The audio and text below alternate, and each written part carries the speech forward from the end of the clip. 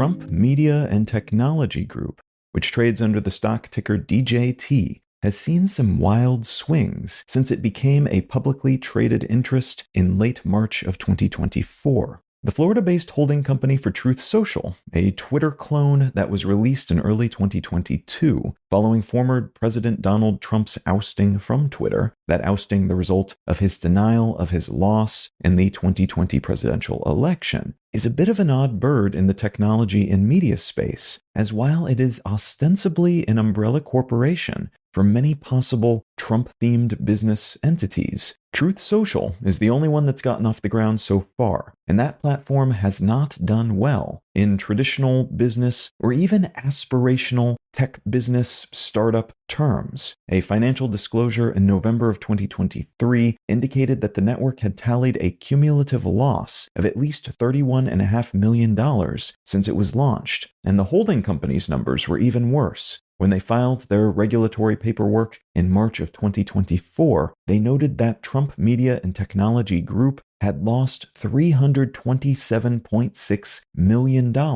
while making a mere $770,000 in revenue. Those kinds of numbers, the company hemorrhaging money, would be a huge problem if DJT was a typical media or any kind of business. But for most people who invest in the company's stock, this entity seems to be less a traditional stock holding, like you might buy shares of NVIDIA or Coca-Cola, hoping to earn dividends or see the value of the stock increase over time based on the performance and assumed future value of the company in question. But instead it seems to operate as a means of betting on Trump and his political aspirations. Many people who have been asked why they are buying the stock of a clearly fumbling company say that they do it because they like Trump and what he stands for, and some have suggested they assume the stock will do much better if and when he is back in office. Other entities, especially those who oppose Trump and his politics, have pointed out that this publicly traded business provides foreign and U.S. entities an easy and easily deniable means of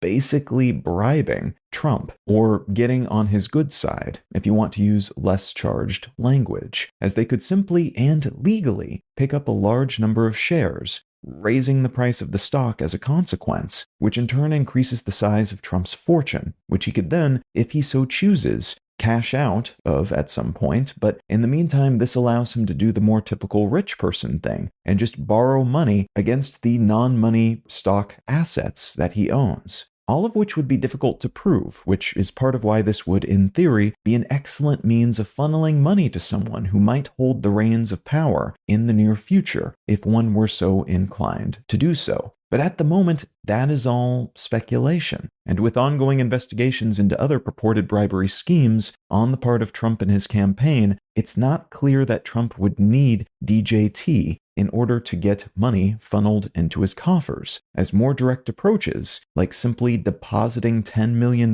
into his campaign account from Egypt's state-run bank, seem a lot more straightforward, and just as unlikely to result in any kind of pushback from the US's regulatory and oversight panels based on how they've addressed that particular accusation so far. Of course, some people are simply looking for points of leverage anywhere they can find it, not for political or regulatory manipulation purposes, but to earn money by gambling on an asset that changes value in dramatic and seemingly predictable ways. For day traders and other arbitrage seekers, then, a stock that goes up and down based on the perceived successes and failures of a public figure who is constantly saying and doing things that can be construed in different ways by different people is an appealing target, even lacking a political motivation for tracking and perhaps even influencing to a limited degree those numbers. What I'd like to talk about today is another type of political betting and how a recent court case may make politics in the US a lot more tumultuous, maybe more measurable, and possibly more profitable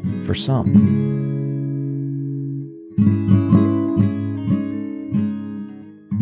You're listening to Let's Know Things. I'm Colin Wright. I'm able to keep this show ad-free because of support from listeners like you. If you're finding value in what I'm doing here, consider becoming a paid supporter for the cost of a cup of coffee each month at letsknowthings.com. And as a thank you for your helping me keep this show solvent, you'll receive an additional bonus More Things episode each month. All right, let's get back to the show. In mid-2021, a New York-based online prediction market called Kalshi launched in the United States, and this service was meant to serve as a platform through which users could place bets in the form of trades on all sorts of things, ranging from when the Fed would next cut interest rates and by how much, to who would win various global awards like the Nobel in chemistry. Bets can only be placed on yes or no questions, which shapes the nature of said questions and delineates the sorts of questions that can be asked. And in general, the platform pays out $1 for each winning contract. So if you buy one contract saying the Republican Party will control the House after November's election, and they do, you would win $1. But if they don't, you would lose whatever money you spent to buy that contract. And these contracts can be purchased for sums that are based on how likely the event is currently expected to be. So if there is a low chance, based on all available metrics,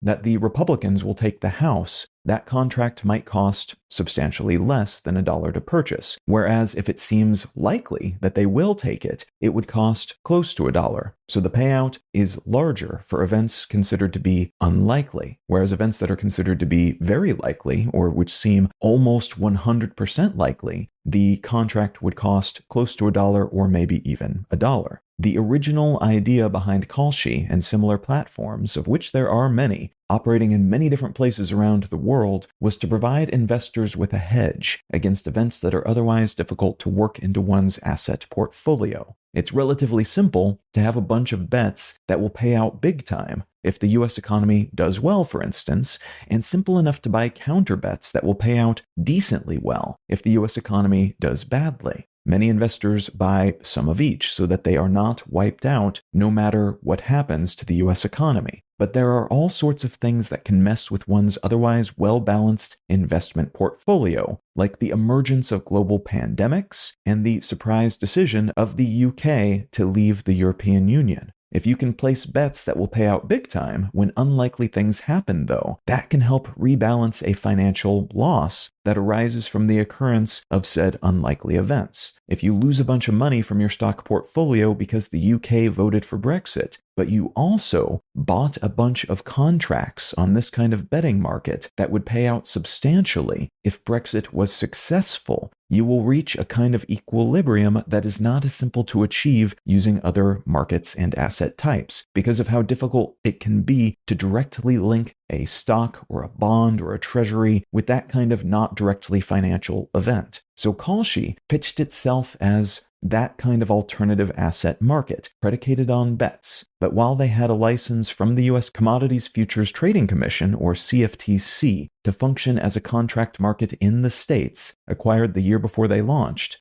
their proposal to start a political prediction market, which would allow folks to bet on which party would control the U.S. Congress, for instance, was denied by the CFTC in September of 2023. The agency claiming that allowing such bets would create bad incentives in the electoral process, and that offering these sorts of contracts would violate U.S. market regulations for derivatives. A judge ruled in Kalshi's favor a year later, in September of 2024, saying that the agency had exceeded its authority in banning this type of contract issuance by Kalshi. And while the CFTC attempted to stall that component of their market's implementation, on October 2nd of this year, a federal appeals court ruled in Kalshi's favor again, and the platform was thus formally allowed to offer contracts that served as a betting market for U.S. politics, on which actual money could be lost and earned. That last point is important, as throughout this process, and even before Kalshi was launched, other betting markets have been common, including those that have allowed bets on U.S. political happenings.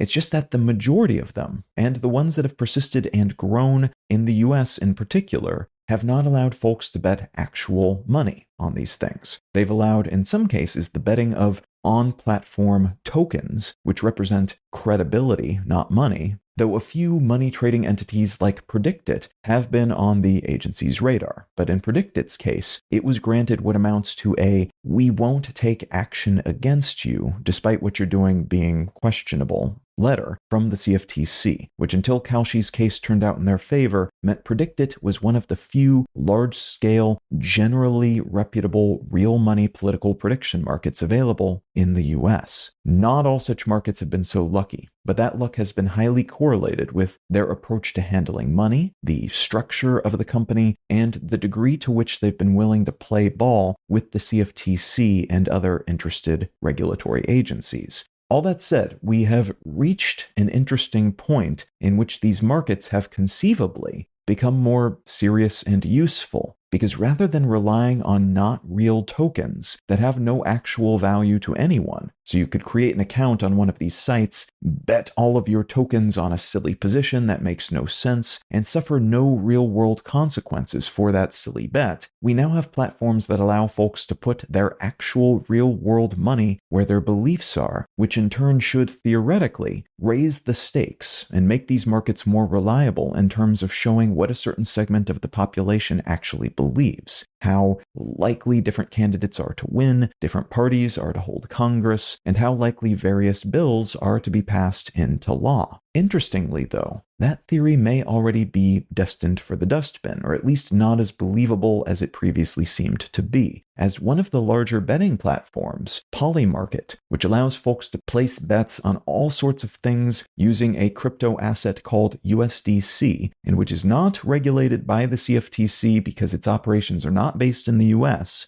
is experiencing what looks like market manipulation, possibly meant to sway poll forecasts that take these sorts of markets into account. What that means in practice is that of the nearly $2 billion worth of bets that have been placed on the outcome of the upcoming US presidential election on Polymarket as of the day I'm recording this, about $30 million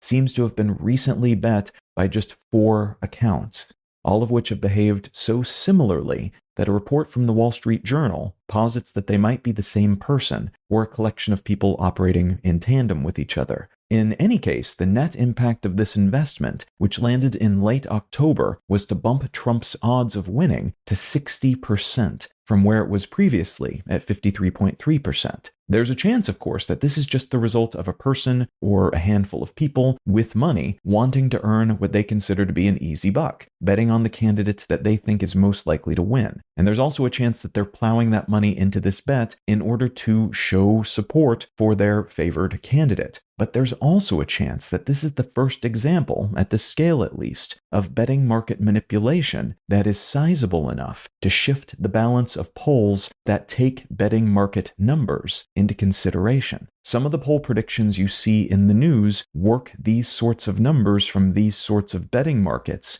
into their formulae alongside the findings of more conventional polling entities. So if you have tens of millions of dollars to throw into this kind of market, you could conceivably bump your favored candidate's seeming chances significantly higher, which then in turn can make it seem like that candidate has achieved a surge in support, despite that seeming support actually just having been bought and paid for by one or a few enthused supporters using this kind of market. So if it does turn out that this is a conscious effort on someone's part to shift perceptions of the election, maybe big-time Trump fans, maybe someone affiliated with him or one of the PACs trying to get him elected, that could be a big deal, especially considering that Trump and his people have said that they will not accept the outcome of the election if they don't win. And if they can show there were strong expectations, or seemingly strong expectations, in their favor in the shape of poll numbers that indicate their candidate was strongly favored to win, that could be a point of seeming evidence in favor of their argument that there was voter manipulation by their opponent. This, of course, would not literally be the case, but because of how the news and even more so social media platforms sometimes present superficial versions of what's actually happening in the world, seeing a candidate who has 60% support to win on this kind of market, then go on to lose, could seem like a valid argument at a highly charged post-election moment for some people, despite all of the other evidence to the contrary. One more important point to make here is that election markets do not actually represent probabilities. They represent a relatively small population of people's expectations or hopes about what will happen. It's in the interest of these markets to imply that there is substantial meaning and real-deal data in their numbers, but that's mostly marketing copy to try to get more people involved. At the end of the day, while these markets sometimes end up being right, they are often wrong, and they are populated by outliers who don't represent the voting public, and in many cases they're heavily biased in all sorts of directions. Some of them are more popular with folks on the left, some are more popular with folks on the right, and some are more popular with folks who just love making big bets that feel like gambling, and in some cases, creating chaos or funny outcomes just for the laughs.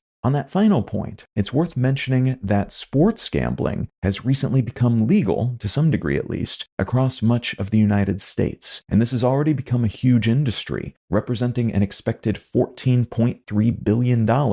2024 alone, with an anticipated annual growth rate of something like 10%. Which is astonishing for something that was mostly illegal until just recently. The Supreme Court decision that paved the way for sports betting as a nation-spanning market was only made in 2018. So there is a chance that these prediction markets will boom, as there's clearly an appetite for betting on stuff in the United States as a form of entertainment, as a means to try to get ahead, and potentially as a way to put one's money where one's mouth is as well. Though all of these incentives and purposes could potentially make these markets even less valuable for political researchers hoping to better understand odds, as the incentives may or may not align with those that lead to more accurate predictions. And there's no way to really know how those post-money injection numbers will distort these markets numbers until we have more data about this and other near-future elections outcomes. So until after this election and other near-future elections, we won't know whether these markets have become more accurate or less accurate as a result of these new and widespread financial incentives.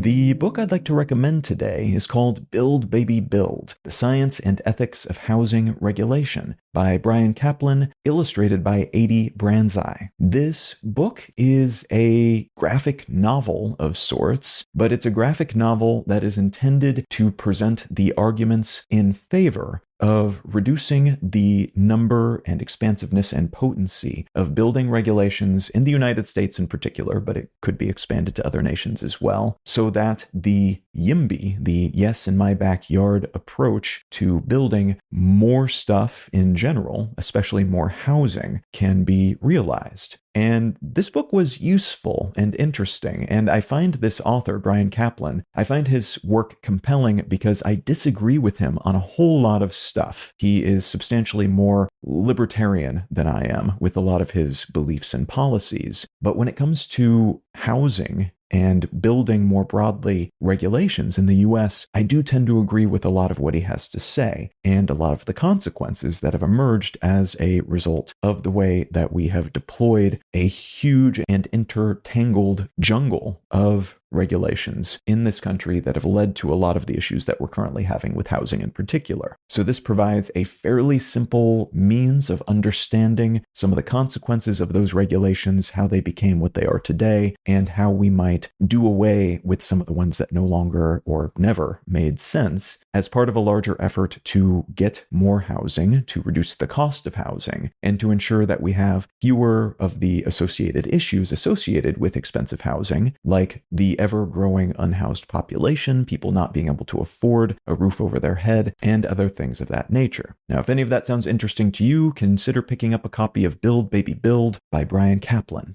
Let's Know Things is a listener-supported show. I don't make any money from ads, only what listeners contribute by becoming paid supporters at letsknowthings.com. If you're not in the position to become a paid supporter at the moment, consider leaving a quick review wherever you get your pods. Those help get the show in front of more people and lend a hint of credibility to independently made shows like this one. A huge thanks in advance, whatever shape your support might take.